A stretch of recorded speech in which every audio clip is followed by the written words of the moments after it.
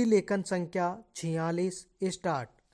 सभापति महोदय, हम यह समझे कि किसी तरह का चीन का दबाव इस सरकार पर पड़ रहा है, जिसने सरकार के सोचने के ढंग में परिवर्तन कर दिया है।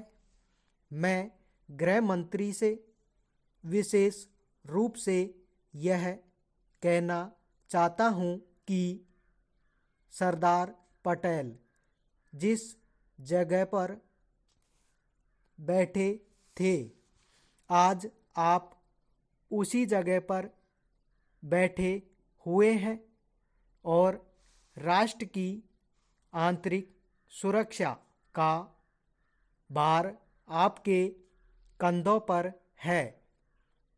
इस प्रकार के प्रकाशन सरकार की दुर्बलता के सूचक हैं।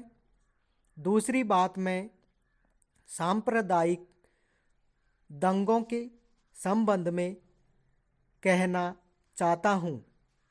इन सांप्रदायिक दंगों से निश्चय ही हमारे देश की जो आंतरिक स्थिति है वह बिगड़ती जा रही है।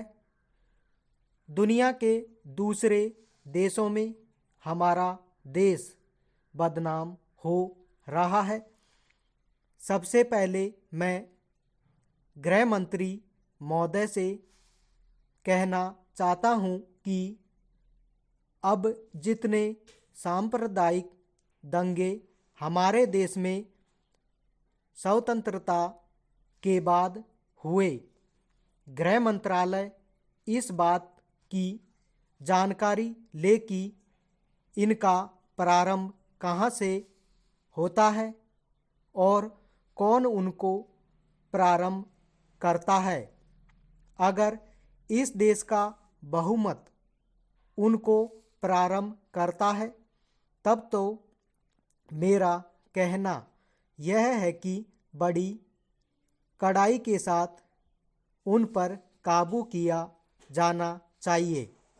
लेकिन अगर दूसरे लोगों की तरफ से प्रारंभ होता है तो मैं समझता हूँ कि उनके अंदर इतनी हिम्मत नहीं है, जब वे जानते हैं कि इसका परिणाम यह होगा कि हमको और हमारे दूसरे सहयोगियों को चोट लग सकती है, फिर भी वे इसका प्रारंभ करें।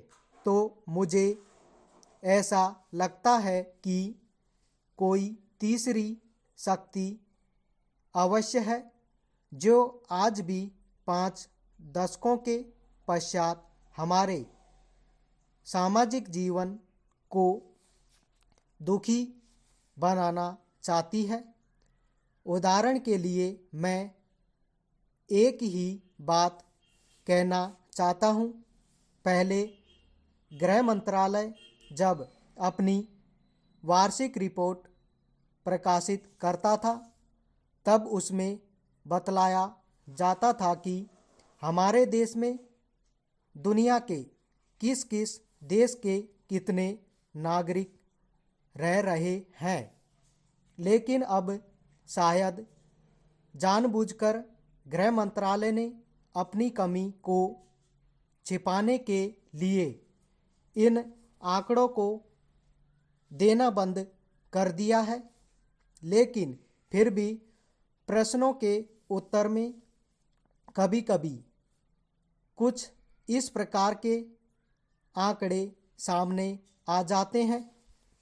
अभी हाल में जब यहाँ पूछा गया कि हमारे देश में पाकिस्तान के कितने नागरिक ऐसे हैं जो पासपोर्ट लेकर रह रहे हैं, तब उत्तर में सरकार ने बतलाया कि इस समय पासपोर्ट के आधार पर भारत में रह रहे पाकिस्तानी नागरिकों की संख्या लगभग 217,000 है।